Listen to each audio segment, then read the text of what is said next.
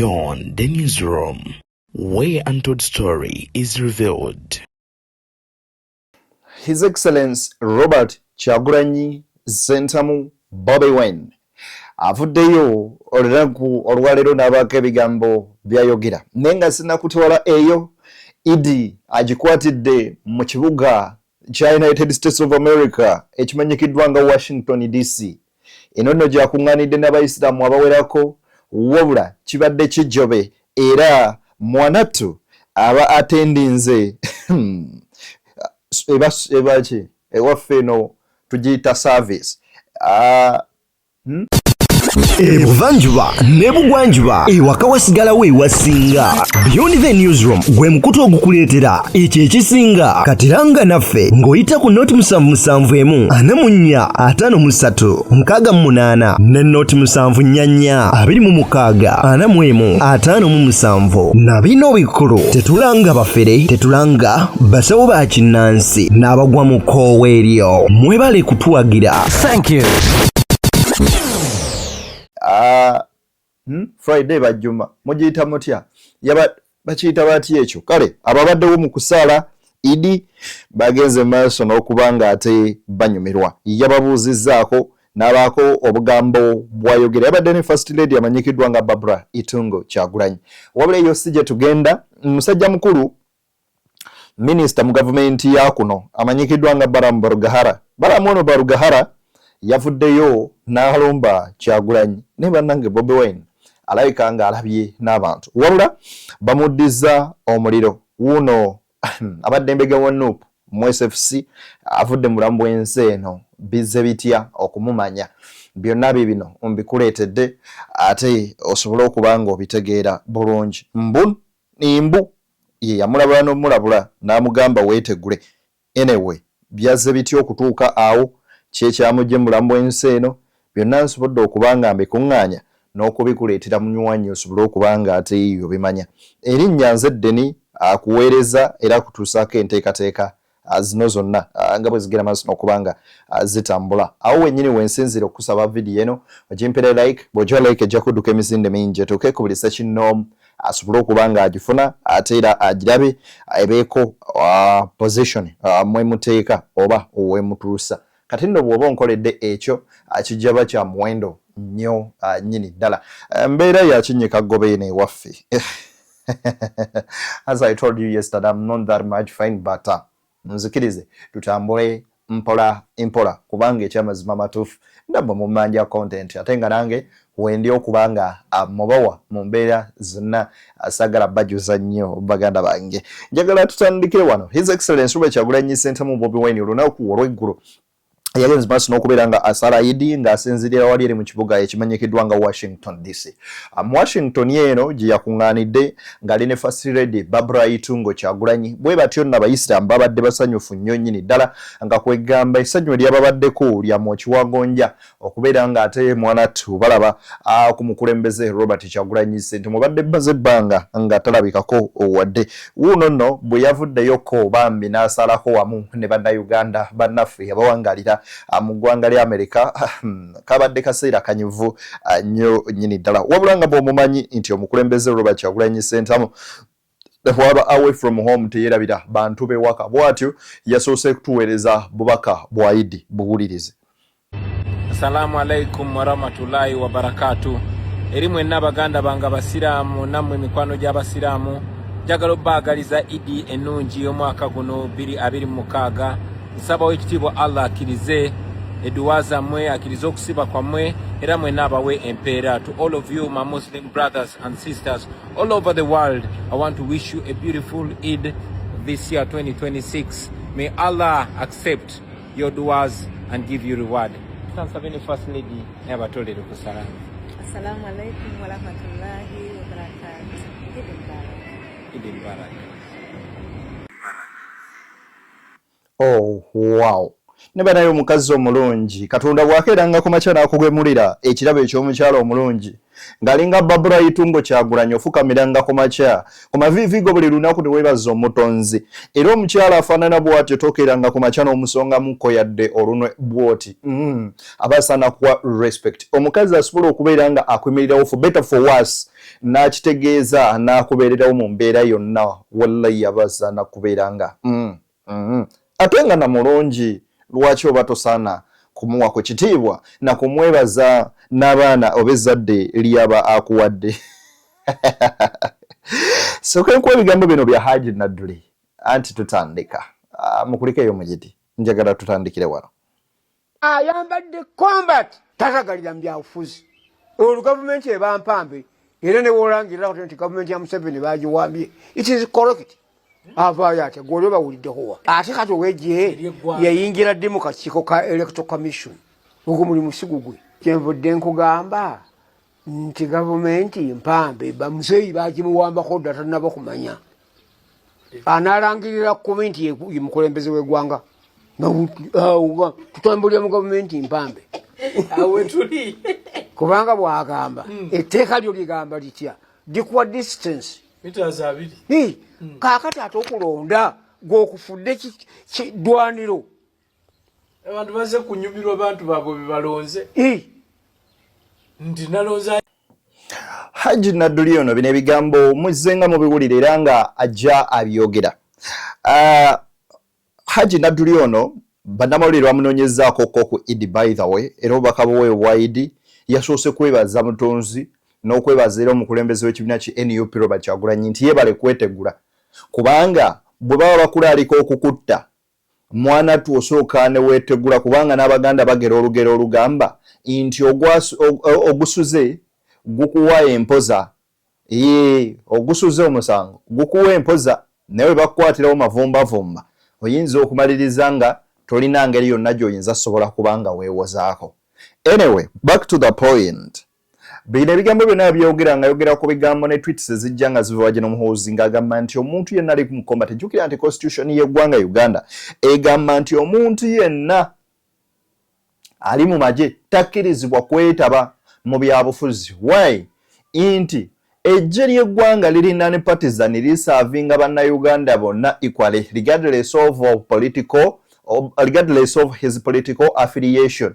Nti ejje ly'eggwanga lisavinga bannayuganda bonna nga terisosoddeemu kibiina kya byabufuzi ki luuyi ki olw'ebyobufuzi lw'ogwako lyo liriwo okukumaakuma bonna. Kati bw'okera ku makya n'olaba nga ate alikulembera alina sayidi gy'aliko. Kino nno ye yagambye nti oli bw'akira ku makya n'akozesa statement egamba nti gavumenti mpambe aba mutuufu nnyo nti amagye gaba gateekinze over kubanga gwe gatuuse kussa erikola decisions n'ezikola ebintu ne bijja ne bibaawo kyokka in favor of someone or the other side.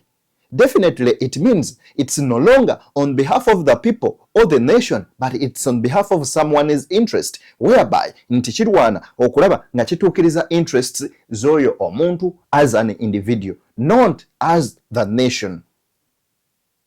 Kaddemu amagezi gazze nedda taata sigenda kaddamu. Wulira nno ye Bobi Wine yalayo n'abasajja bano wulira omusajja wammwe alinga Kenzo bamuyita Minister Balamu Barugahara. On the day of election, Bobi Wine could not even wait for declaration of election. He ran out of Uganda. He has been lying to you, eating fene, those old videos he made, that on this day, things he recorded long ago. He's a movie star, he's a film star. So for him, he's in London. He got a home. He has been living with Pastor Chaze in London. Now he has moved away from Crandon with Pastor Chaze. Now he moved to US. He's in Boston. So he's making money. Musajja mukulu ono, anyway, to inform him, agambye nti Bobi Wine teyalinda na kulonda kuggwa n'afuluma eggwanga abadde nga abalimba just ono film star agenda maaso kubanga azanya film. Kati ono bwe tumugatta ne Eddie Kenzo ku bigambo bye byadda ayogera bonna tubateeka mu bracket yemu. Because there is a saying that birds of the same feather fly together. People with the same mentality, we have to put them in the same bracket.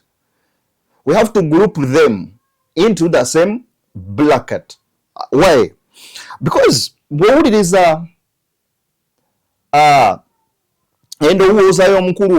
then you start to question his thinking capacity as to why. But one day, Honorable Betty Nambozi said that this government has made some people to act foolish. Enti regime when efudda abantu abamu okwefuula abasiru, and some are paid to be fools. Nti abamu basasula okubeera abasiru.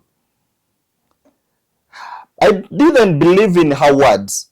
Era sabikkiririzamu era ne kati sinnababikkiririzamu. But these people who think like him and Edlisa, you might lead us into that, and we begin thinking that maybe you're paid to become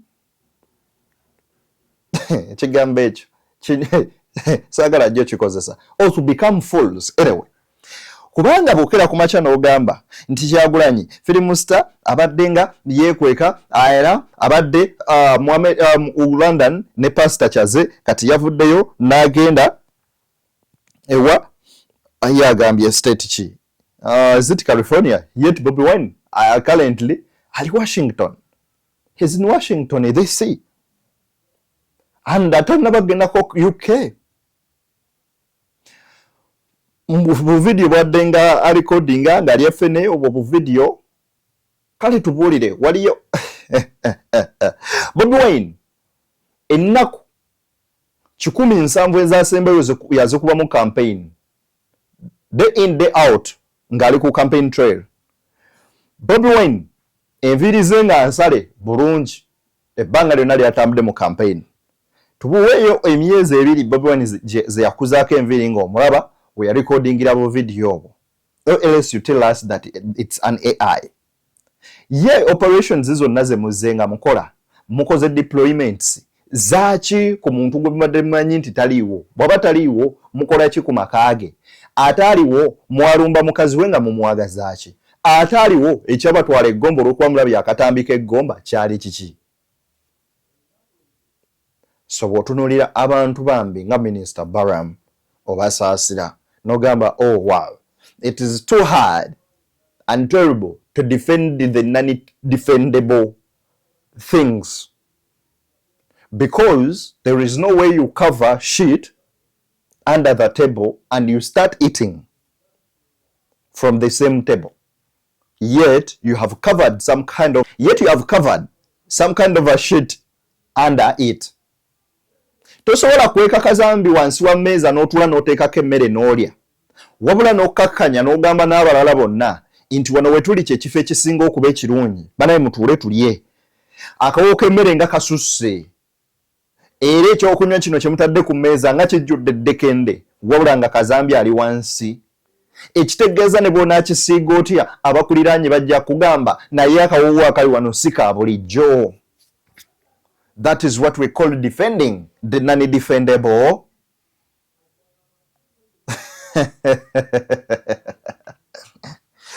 Nemwa PR buzibu.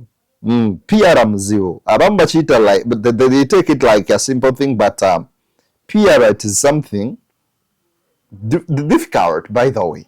So kuwuliriza ka video kano. Bobi Wine wabanga akolera mwami Museveni. Nenga buli wakwata omuzingala ayogera bibi mwami Museveni byakola. Ngagena mbazungu abaga Museveni mu munyambe ko muteke ko natti. Kyoga mwami Museveni yasasudde sente ateze mukube bwezityo. Muri ya mmere kitu jimma abana baffe. Bwabanga gwakolera. Nenga buli wagenda mbazungu wabuli walabo omuntu yenna gwala bayinza okubaako buyambi bwamuwa. Ayogera ebibi by'abano. Nalagira n'okulagira abateeke ko natti. Nenga muntu ali emmere eyo kya. Muntu ayinza okuga nti oli bamuwadde sente. Nenga ate bukyayogera mu kamera byongera atono kumunyika bunyise. Oli abantu endowooza yabwe ngeri wansi nga jakitwalanga mwami Kasumba bwakyogedde. Nenga muntu ali emmere eyo kya. Osolokera mu makyano gani mwami Kyagulanyi ali tanoonyezebwa. Osobola okwogera ekigambo ekyo bw'obanga olya ku mmere eyo kya. Guluza lwaki obwedda bafuuza abantu bonna amuyambe we bamukutte batutte mukyala we amakaage bagazinzeeko. Ebiddo bibadde bisuulibwa mu nguudo ez'enjawulo ne mwami Kasumba kyemmanyi atambula. kyoka government yali badde manyi weri nekola ebintu ebyo olwo abantu abalala abalebevulebevu basobola okuba party yo ne bagizanya naye kati ate gwe okusinzira abantu levo kwe bakutwalira oba gwe oyagala okuzanya party eyo ey'ekigega bwetyo nkyewuunya naye egenderera abantu si mwami Gasumba ku media kuno kuliko abantu basukka ne 200 nga bo omulimu gwabwe gwakola nga mwami Gasumba kyolaba kyayogera okategedde akantu ako omwami ono mu bukakkamu bw'ekika ekyewagubagizizaako okubeera ensonga zagenda mazina okuba nga annyonnyola n'abuuza n'okubuuza ekibuuzo nti bantu mu abafaanana bwe muti mulya mmere ekitugimma abaana baffe kubanga eyinza okuba tuwonoonera emmere gye mulya bwebanga ebaleetera okulowooza n'otegeera mu ngeri efaanana bweti ffe mwe gitugambe tugimma abaana baffe tusobole okufuna abaana abalungi kiringa olyokera ku makya nga bwe yatugambye omukulu jjo nti gavumenti eno etuyambye tusobodde oweerera abaana baffe ne basoma okusukkako ffe we twakoma wow kyokka ng'omuntu oyo omutaweza myaka 45 ekitegeeza nti naye yazaalibwa mu gavumenti yemu mwakulidde mwabadde wabula mwe yalemererera okusoma wabula mwe yeebaliza ate gavumenti yemu nti yasobodde oweerera abaana be ne ŋŋamba ate gwe ki ekyakulemesa oba akantu ako okategeera kati the same story ku baana bagamba nti Bobi Wine yakolera General Museveni yes well and good lwaki yeta omukozi omulungi asiimibwa kasiimo ki ke bamuwadde keeko okumunoonya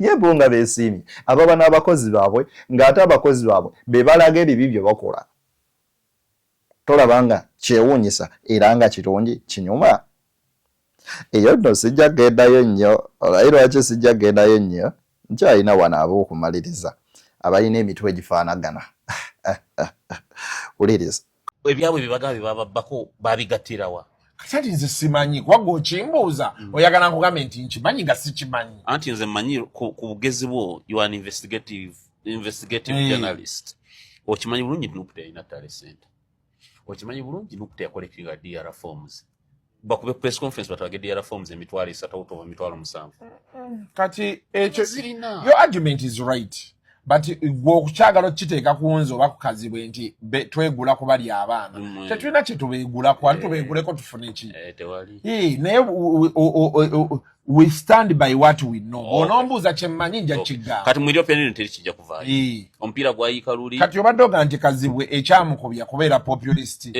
oluli atambuza akalulu konna nga balimba abaana ekyokumugamba amazima nti strategy yamwe gye mukola tegenda kuwangula kalulu. But has he been doing that? Abadde zamani ndaba nga ayogera ku biri wabweru wa naye nga wano watuuka Bayibuli egamba bw'oba tonnaba kulaba kasubi kiri mu liiso lya mulirwanaawo sooka ojje ekiri mu liryo, meaning that omuntu yenna alekerera okujja kazambi mu liiso lye n'alulinkanira okulaba wa neighbor we aba musiru. Omuntu bw'ati aba musirusiru. Bayibuli eyogera ku muntu omusirusiru, so omusiru wabula omusirusiru.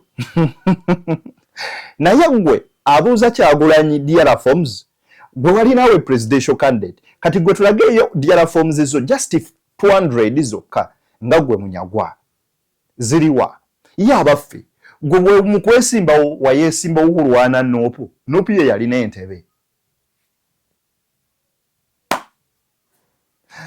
King Sayimba n'agamba mune alawe baziwe emirimu edambu zikola.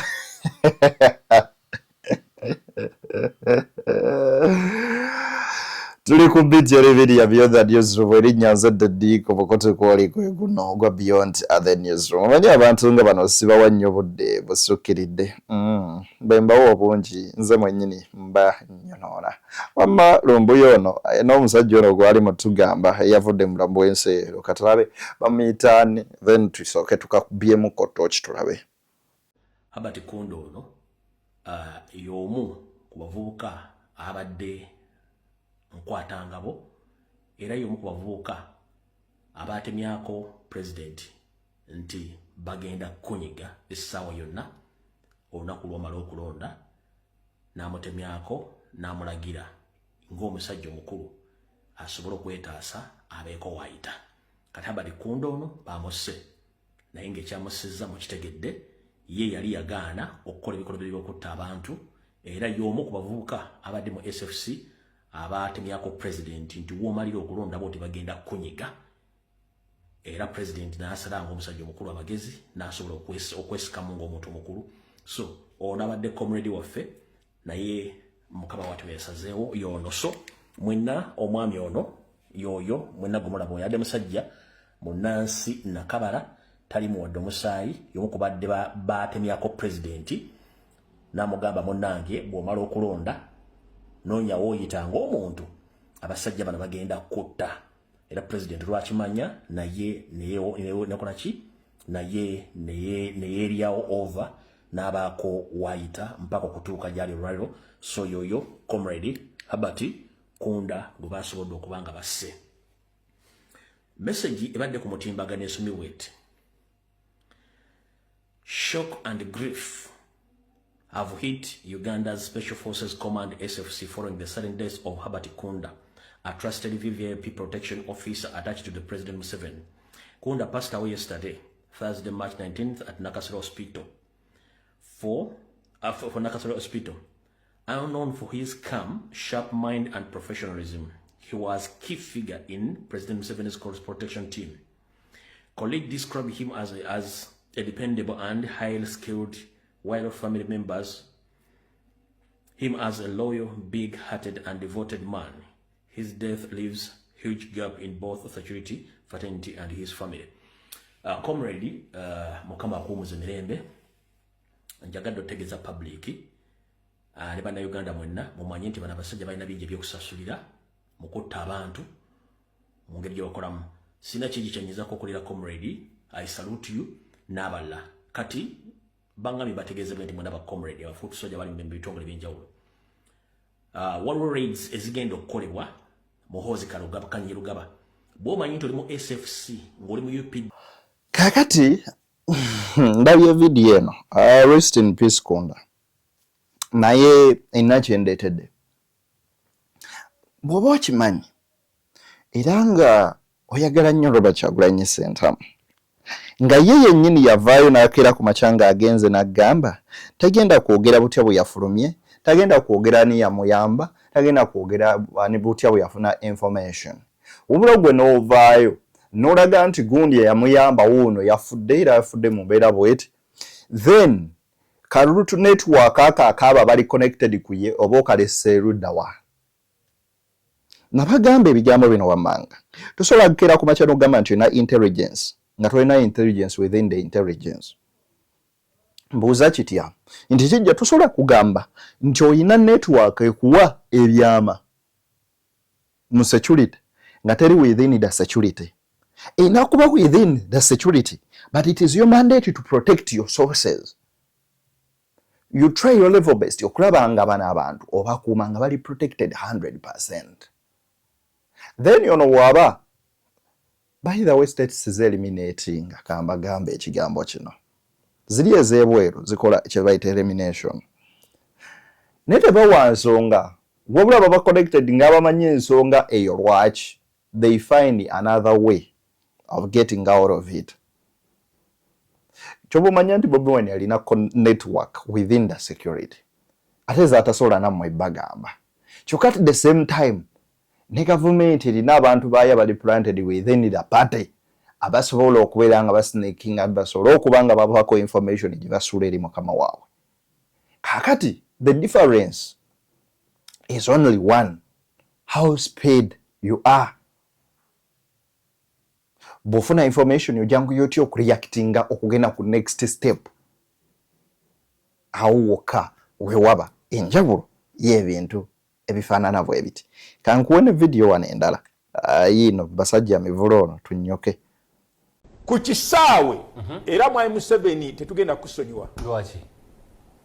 Mwai Museveni ku kino nkuwagidde ebintu bingi ku kino sinza kusonyiwa. Mwai Museveni ne tulwanagana ne Bobi Wine ebbanga lyonna nga tumanyi nti Bobi Wine wa munda.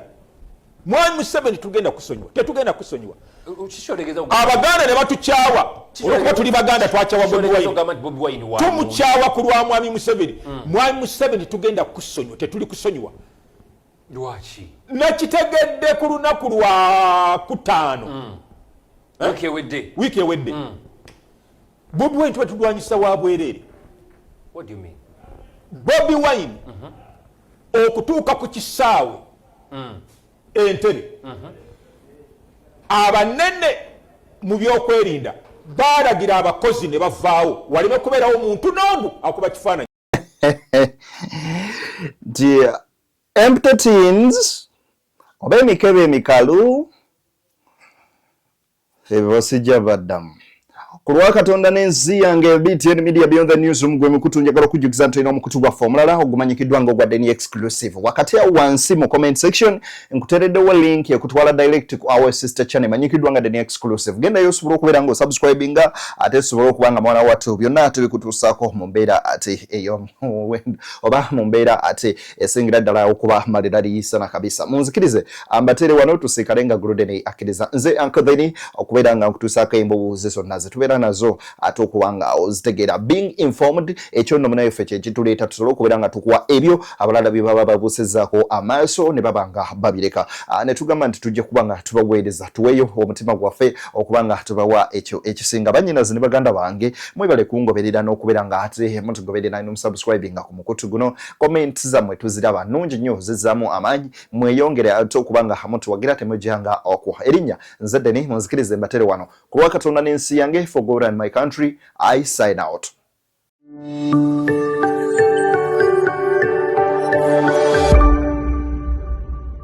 Beyond the newsroom, where untold story is revealed.